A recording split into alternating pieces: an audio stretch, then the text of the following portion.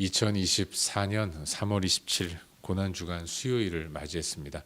오늘 함께 나눌 하나님 말씀은 마가복음 14장 53절부터 72절까지 말씀입니다.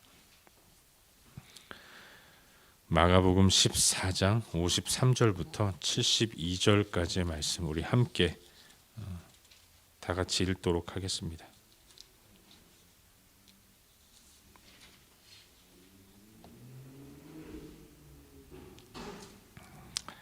함께 읽겠습니다.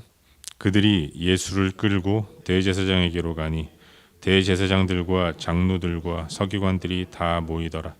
베드로가 예수를 멀찍이 따라 대제사장의 집들 안까지 들어가서 아랫사람들과 함께 앉아 불을 쬐더라.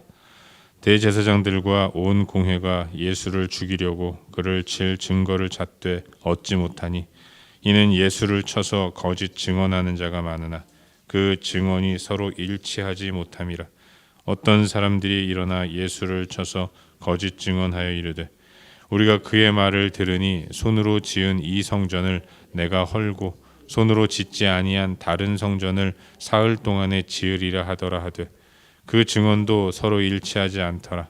대제사장이 가운데 일어서서 예수에게 물어 이르되 너는 아무 대답도 없느냐? 이 사람들이 너를 치는 증거가 어떠하냐 하되 침묵하고 아무 대답도 아니하시거늘 대제사장이 다시 물어 이르되 내가 찬송 받을 이의 아들 그리스도냐?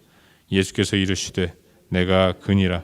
인자가 권능자의 우편에 앉은 것과 하늘 구름을 타고 오는 것을 너희가 보리라 하시니 대제사장이 자기 옷을 찢으며 이르되 우리가 어찌 더 증인을 요구하리요? 그 신성 모독하는 말을 너희가 들었도다.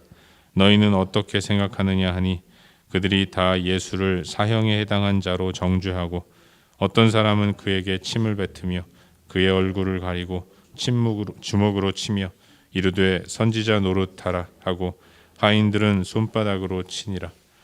베드로는 아랫뜰에 있더니 대제사장의 여종 하나가 와서 베드로가 불 쬐고 있는 것을 보고 주목하여 이르되 너도 나사렛 예수와 함께 있었도다 하거늘 베드로가 부인하여 이르되 나는 내가 말하는 것이 무엇인지 알지도 못하고 깨닫지도 못하겠노라 하며 앞들로 나갈새 여종이 그를 보고 곁에 서 있는 자들에게 다시 이르되 이 사람은 그 도당이라 하되 또 부인하더라.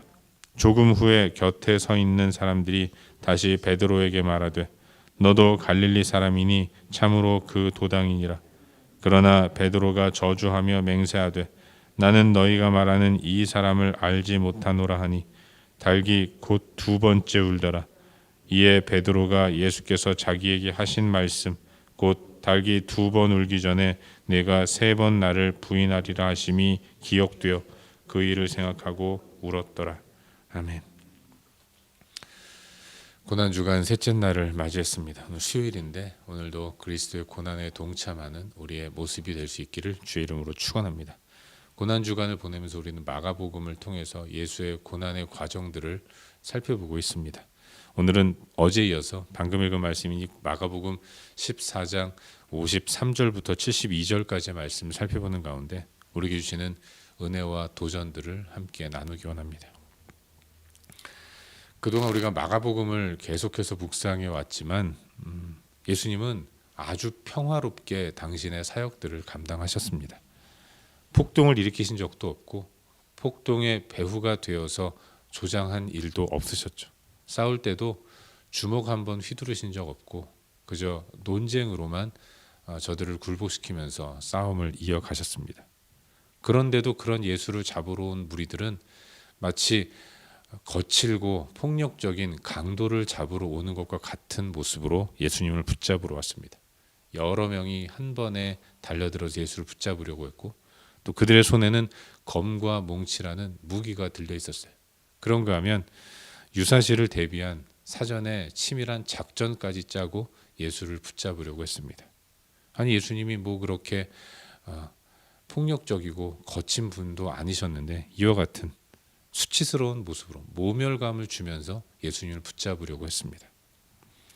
하지만 예수님은 그들의 준비가 무색하게 너무나도 손쉽게 붙잡히셨습니다. 아니 붙잡혀 주신 거죠. 왜냐하면 지금 이 상황에서 하나님의 뜻은 예수님이 저들의 손에 붙잡히는 것이고 끌려가서 형틀에 매달려 죽는 것이 하나님의 뜻이었기 때문에 그렇습니다. 우리 예수님은 처음부터 끝까지 일관되게 순종하는 모습으로 이 시간들을 보내고 계신 것입니다. 예수를 붙잡은 무리들은 예수를 끌고 대제사장의 집으로 갔습니다. 거기에는 이미 제사장들과 장로들, 서기관들이 다 모여 있었어요. 이들이 모인 곳, 결국 이게 공회가 된 것입니다.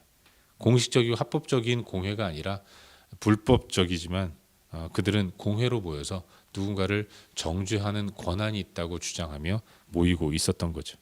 이 공회 소집의 목적은 하나입니다. 예수를 잡아 죽이는 것이었어요. 그래도 재판을 해야겠기에 어떤 의미에서 그들은 결과를 정해놓고 재판을 시작한 겁니다. 율법에서 누군가를 정죄하려고 할 때는 증인이 필요하죠. 고대 사회에서는 요즘처럼 과학 수사 같은 방식이 있는 것이 아니었기 때문에 철저하게 어떤 사람의 유무죄를 판단할 때는 사람들의 증언에 100% 의지를 했습니다. 그래서 증인이 중요한데 이걸 너무나도 잘 알고 있는 종교 지도자들은 여러 증인을 매수했죠. 그래서 그들로 하여금 예수를 죽일 증언을 하게 했습니다. 하지만 이 또한 급조한 것이었기 때문에 증인들은 많지만 그 모든 증언들이 일치하지 않고 다 뿔뿔이 흩어지는 하나가 되지 않는 그런 증언들이었습니다. 이런 식이면 죄를 물을 수가 없는 거죠. 근데 여러분, 한편으로는 이게 우리 주님께도 문제가 되는 것입니다. 예수님이 왜 붙잡히셨습니까? 돌아가셔야 했기 때문에 붙잡히신 거죠. 주님은 여기서 반드시 정죄되어야 했고 재판으로 인해서 십자가 형틀에 매달리셔야 했는데 이런 식이면 증인들의 신빙성이 떨어져서 훈방 조치를 당할 수도 있는 상황이 벌어진 것 아니겠습니까? 그건 하나님의 뜻이 아니었던 거죠. 그때 결정적인 상황이 벌어집니다. 하도 답답한 대제사장이 일어나서 묻습니다. 네가 찬송받을 이 아들 그리스도냐? 이때 예수님은 그동안 실행했던 묵비권 행사를 포기하고 입을 열어 말씀하십니다. 분명하게 말씀하세요. 내가 그니라. 결국 이것이 요즘 말로 하면 결정적 한방이 되어서 예수님은 신성모독죄라는 유대인들에게 있어서 결코 용납될 수 없는 죄목을 안고 죄인으로 정죄되시는 겁니다. 죄목이 정해지자 곧바로 고난이 시작되죠. 어떤 사람은 침을 뱉습니다. 어떤 사람은 주먹으로 예수님의 얼굴을 쳐요. 선지자 노릇하라라고 조롱하는 사람도 있었고 하인들 같은 경우는 손바닥으로 예수를 때렸습니다. 한편 흩어진 제자들 중에 베드로가 예수님의 신문 과정을 지켜보기 위해 대제사장의 집들 안으로 들어가죠. 불을 쬐고 있었는데 그 모습을 대제사장의 여종 하나가 알아봅니다. 그러자 베드로는 자기가 예수님의 제자가 아니라고 부인을 하죠. 여종이 한 번 더 확인하려고 하자 이번에 두 번째로 예수님을 부인합니다. 세 번째 재차 질문을 하니까 베드로는 이번에는 아예 저주하며 맹세합니다. 완강하게 거부하는 거죠. 나는 너희가 말하는 그 사람을 알지 못하노라. 예수를 모른다고 완강하게 거부하는 거예요. 그때 드라마틱하게 닭이 두 번 울죠. 그리고 베드로는 생각합니다. 과거 예수님이 자신에게 해주셨던 말씀. 닭이 두 번 울기 전에 네가 나를 세 번 부인하리라. 이 말씀이 떠올라서 자신의 모습이 하도 한심해서 슬피 우는, 크게 우는 이런 모습을 보이는 것입니다. 이것이 오늘 우리가 함께 살펴보고 있는 고난주간 셋째 날의 본문 말씀이죠. 그리고 오늘 이 말씀 가운데서 오늘 한 두 가지를 함께 생각해 보는 가운데 우리의 기도 제목으로 삼고 함께 기도하기로 합니다. 여러분, 먼저 오늘 본문 가운데서 61절과 62절 두 구절 말씀을 함께 읽도록 하겠습니다. 61절과 62절입니다. 함께 읽겠습니다. 침묵하고 아무 대답도 아니하시거늘 대제사장이 다시 물어 이르되 내가 찬송받을 이 아들 그리스도냐? 예수께서 이르시되 내가 그니라. 인자가 권능자의 우편에 앉은 것과 하늘 구름을 타고 오는 것을 너희가 보리라 하시니. 아멘. 여러분, 오늘 본문은 참 의아한 장면입니다. 재판에는 검사와 변호사가 있지 않겠습니까? 정죄하는 검사 역할을 종교 지도자들이 해요. 그런데 자신을 변호해야 할 예수님이 이 검사와 변호사가 같은 지향점을 가지고 나아가는 겁니다. 검사와 변호사는 서로 다른 목적을 가지고 서로 대항해서 싸우는 겁니다. 법정에서 말로 논쟁을 하면서 검사는 정죄하려고 하고 변호사는 변호하려고 하는데, 그런데 이 재판정에서는, 이 공회 앞에서는 검사와 변호사가 같은 목적을 가지고 나아간다는 겁니다. 저들은 예수를 죽이고 정죄하려는 내용을 찾습니다. 그런 저들을 바라보면서 예수님은 침묵을 하죠. 이 침묵이 죽으실 작정을 하신 것 같습니다. 열심히 정죄해라. 더 열심히 정죄해라. 그런 마음을 표현하는 거죠. 그런데 그들의 정죄가 예수를 죽음으로 몰아넣기가 부족한 상황이 되자 자칫 예수님이 무죄한 자로 인정될 법하니까 이제는 예수님이 나서십니다. 스스로 당신께서 결정적 한 방을 날리시면서 말씀하시는 거죠. 내가 그니라. 예수님은 죽음의 길로 걸어가셨습니다. 이제 이게 저들의 눈에는 쾌재를 부를 만한 일이고 승리를 가져다 주는 것처럼 보였던 것이죠. 하지만 여러분, 결과는 어떻습니까? 우리는 이 결과를 알고 있죠. 이 싸움의 결과, 우리가 잘 아는 바와 같이 저들의 눈에는 패배해 보인 예수님이, 패배하신 것 같은 예수님이 패배를 완벽한 승리로 바꾸어 놓으셨다는 것을 알 수 있습니다. 이것이 세상의 눈으로는, 세상의 시각으로는 결코 이해할 수 없는 일이라는 것을 묵상하게 되는 거예요. 사랑하는 여러분, 예수님은 패배를 통한 승리를 이루셨습니다. 패배하기로 작정하신 분이셨지만, 그러나 이 질 수 없는 상황에서 예수님은 패배라는 방식을 통해서 온전한 승리를 이루셨다는 것을 발견하게 되는 거죠. 그리고 이와 같이 일하시는 분이 우리 하나님이라는 사실을 묵상하게 되는 것입니다. 여러분, 이 땅에서의 우리의 삶의 모습은 모두가 다 이와 같다는 것을 잊지 말아야 돼요. 하나님 우리에게 승리를 주시는 분이십니다. 성도인 우리는 승리하는 자인데, 우리가 이루는 승리는 최후 승리라는 사실을 잊지 말아야 돼요. 최후 승리까지 가는 여정은 패배처럼 보이고 실패하는 모습처럼 보입니다.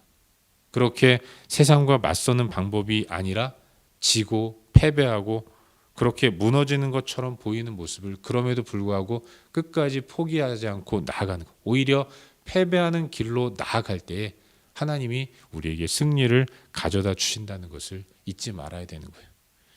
여러분, 어떤 의미에서 승리는 내가 취하는 것이 아니라 하나님께서 허락해 주시는 것입니다. 어떤 승리도 내가 이루어내는 승리는 없어요. 하나님이 허락해 주시고 베풀어 주실 때만 얻는 것이 승리이기 때문에 모든 승리는 다 얻어지는 거지 쟁취하는 것이 아닙니다.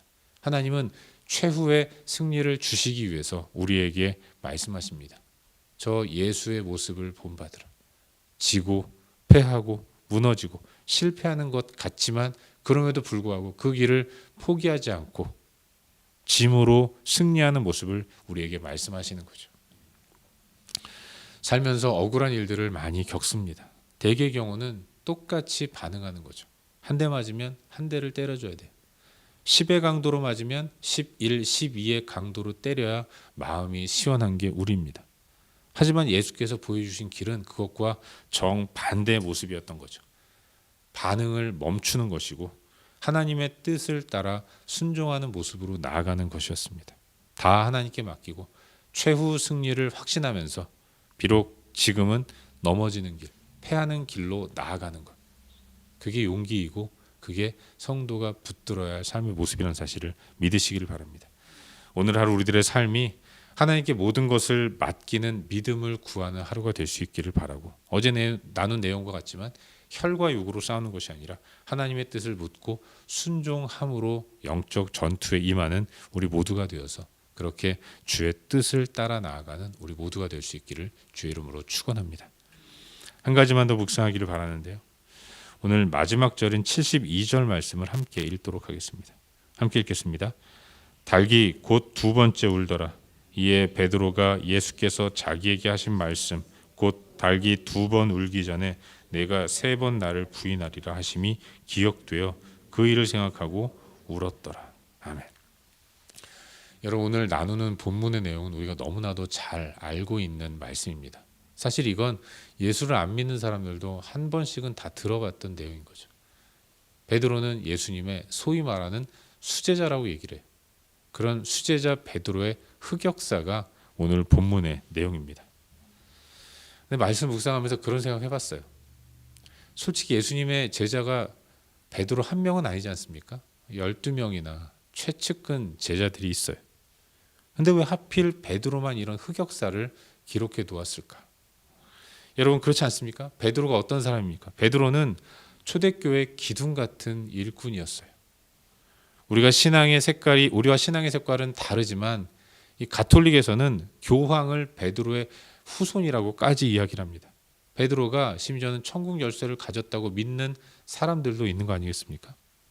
그런 그가 그렇게 교회 역사 가운데 큰 족적을 남기고 엄청난 일을 행했던, 또 예수님이 계실 때에도 예수님과 함께 하면서 최선을 다해서 열심히 사역했고 예수를 따랐던 이 베드로인데, 그런데 이 베드로의 이 흑역사, 지우고 싶은 아픈 역사를 왜 성경은 마태, 마가, 누가, 요한은 다 이렇게 기록해 놓았을까?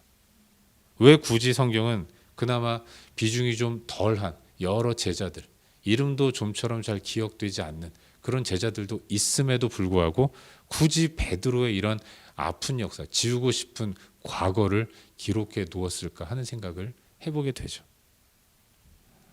근데 여러분, 우린 생각합니다. 이런 면을 보면 베드로의 면이 안 서고 베드로가 하는 모든 이야기들에 우리가 신빙성을 줄 수 있을까? 그의 영적 권위를 느낄 수 있을까라고 생각을 하지만, 그러나 그럼에도 불구하고 베드로는 초대교회에 큰 영향력을 행사하면서 하나님 나라를 이루어 갔던 인물이라는 것을 묵상하게 됩니다.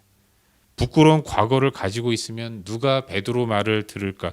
누가 베드로의 권위를 인정할까 생각하지만, 그러나 그는 아주 훌륭하게 맡겨진 사명을 온전히 감당했다는 것을 성경을 통해서 발견하게 되죠. 이런 사람 또 있습니다. 바울 같은 사람. 바울은 예수를 핍박했던 사람이에요. 예수 믿는 사람들을 살기 등등해서 다 죽이는 자리에 증인으로 섰고, 먼 외국까지 나아가서 예수 믿는 사람들을 잡아들이려고 했던 사람이 바울이었죠. 자신의 고백처럼 그 죄인 중에 괴수인 인물이 바울이었던 것입니다. 여러분, 바울만한 훌륭한 사람이 또 없었겠습니까? 그럼에도 불구하고 그 손에 피가 묻어 있는 그런 부끄러운 사람을 하나님은 택하시고 굳이 그를 이방인의 사도로 세우셔서 위대한 하나님 나라의 역사들을 만들어 나가셨다는 거죠. 그런 걸 통해 볼 때 주의 일은 권위로 하는 것이 아니다라는 생각을 해보게 됩니다. 하나님이 역사하시는 대로 쓰임 받는다라는 것을 묵상하게 되는 거예요. 나의 잘남, 나의 능력, 이 모든 것들 어떤 의미에서 하나님 나라를 위해서는 아무것도 쓸모없는 것입니다. 우리 하나님은 잘난 사람도 쓰시는데 반드시 잘난 사람의 잘남을 완벽하게 꺾어버리고, 이렇게 어디에 가서 내세울 것 없고 누가 알면 어떡하나 하는 과거를 가지고 있는 모습을 갖고 있는 사람만 골라서 그렇게 하나님 나라를 위해 사용하셨다는 것을 발견하게 되는 거죠. 그런 의미에서 일은 하나님이 하시는 거고 사람이 하는 게 아니다라는 것들을 발견하게 되는 거죠. 베드로처럼, 바울처럼 하나님은 잘난 것 꺾어버리고 하나님 당신께서 쓰시기에 부족함이 없는 사람으로 완벽하게 만드신 후에 사용하신다는 것을 묵상하게 되는 거죠. 사랑하는 여러분, 우리의 약함이 하나님의 강하심을 드러내는 귀한 방법이 된다는 사실을 잊지 마시기를 바랍니다. 나의 약함을 그럼에도 불구하고 사용하신다면 부끄럽고 민망하지만 겸손히 주님의 손을 붙잡고 쓰임받는 자리로 나아가야 하는 거예요. 바라기는 오늘 하루 우리들의 삶이 나의 약함을 묵상하면서 그런 나도 하나님이 사용하셔서 하나님 나라를 이루시겠구나라는 것들을 묵상하는 가운데 겸손하게 하나님 앞에 나를 드리는 그런 복된 하루를 사는 우리 모두가 될 수 있기를 주의 이름으로 축원합니다. 기도하겠습니다. 함께 기도할 때 오늘도 주신 말씀 붙들고 기도하기로 하는데, 하나님, 오늘도 겸손하게 주님께 나를 드리게 하여 주옵소서.